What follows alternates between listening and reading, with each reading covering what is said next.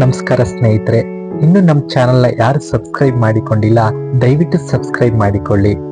ಶ್ರೀ ಗುರು ರಾಘವೇಂದ್ರ ಸ್ವಾಮಿ ಎಂದರೆ ಎಲ್ಲರಿಗೂ ಕೂಡ ತುಂಬನೇ ಶ್ರದ್ಧೆ ಮತ್ತು ಭಕ್ತಿ.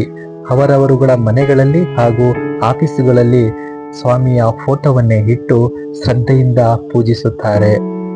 ನಾನು ಇವತ್ತು ಪರಿಚಯಿಸುತ್ತಿರುವ ಕ್ಷೇತ್ರ ಶ್ರೀ ಕಲ್ಪವೃಕ್ಷ ಕ್ಷೇತ್ರ, ಶ್ರೀ ಗುರು ರಾಘವೇಂದ್ರ ಸ್ವಾಮಿಯವರ ಮಠ, ಚಿಕ್ಕಳ್ಳಿ. ಮೈಸೂರಿನಿಂದ ನರಸೀಪುರ ರಸ್ತೆಯ ಮಾರ್ಗವಾಗಿ ಒಂದು 5 ರಿಂದ 6 ಕಿಲೋಮೀಟರ್ ಮುಂದೆ ಹಾಗೆ ನರಸೀಪುರ ರಸ್ತೆಯಲ್ಲಿ ಸಾಗಿದರೆ ನಿಮಗೆ ಚಿಕ್ಕಳ್ಳಿ ಎಂದು ಒಂದು ಊರು ಸಿಗುತ್ತದೆ.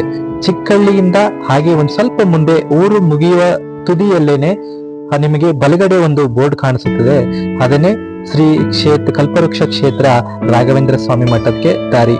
ಅಲ್ಲಿ ನೀವು ಬಲಕ್ಕೆ ನಿಮ್ಮ ಗಾಡಿಯನ್ನು ತಿರುಗಿಸಿಕೊಂಡು ಹಾಗೆ ಮುಂದೆ ಸಾಗಿದರೆ 1-2 ಅಥವಾ 3 ಕಿಲೋಮೀಟರ್ ಹಾಗೆ ಸಾಗಿದರೆ ನಿಮಗೆ ಮುಂದೆ ಬಲಗಡೆಗೆ ಹಾಗೆಯೇ ರಾಘವೇಂದ್ರ ಸ್ವಾಮಿಗಳ ಒಂದು ಆರ್ಚ್ ಇದೆ.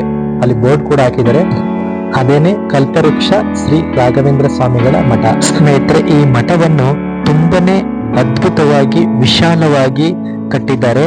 ಹಾಗೇನೆ ಒಂದು ಬಾರಿ ನೀವು ಆ ಕ್ಷೇತ್ರಕ್ಕೆ ವಿಸಿಟ್ ಮಾಡಿ ನೋಡಿ. ಅಲ್ಲಿ ಹೋದರೆ ಮನಸ್ಸಿಗೆ ಪ್ರಶಾಂತತೆ ಸಿಗುತ್ತದೆ. ಹಾಗೇನೆ ದೇವರ ದರ್ಶನ ಮಾಡಿ ಒಂದು ಸ್ವಲ್ಪ ಹೊತ್ತು ನೀವು ಅಲ್ಲೇ ಟೈಮ್ನ ಸ್ಪೆಂಡ್ ಮಾಡಿ ಬರ್ಬೋದು. ಸಾಯಂಕಾಲ 7 ಗಂಟೆ 7:15 ನಂತರ ಮಹಾಮಂಗಳಾರತಿ ಕೂಡ ಇರುತ್ತದೆ. ಮೈಸೂರಿನ ಸುತ್ತಮುತ್ತಲಿನವರಿಗೆ ಹತ್ತಿರದಲ್ಲೇ ಇರೋದ್ರಿಂದ ಎಲ್ಲರೂ ಕೂಡ ಒಂದ್ಸತಿ ಹೋಗಿ ಬರ್ಬೋದು. ಹೊರಗಡೆಯಿಂದ ಬಂದವರು ಕೂಡ ನೀವು ಚಿಕ್ಕಳ್ಳಿಗೆ ಬಂದು ಚಿಕ್ಕಳ್ಳಿಯಿಂದ ಬಲಗಡೆ ರೋಡಲ್ಲಿ ಹಾಗೆ ಮುಂದೆ ಹೋದ್ರೆ ಸ್ವಲ್ಪ ದೂರದಲ್ಲೇ ಈ ಕ್ಷೇತ್ರ ಸಿಗುತ್ತದೆ. ತುಂಬಾನೇ ಚೆನ್ನಾಗಿ ಎಲ್ಲಾ ತರ ವ್ಯವಸ್ಥೆ ತುಂಬಾ ಚೆನ್ನಾಗಿ ಮಾಡಿದ್ದಾರೆ.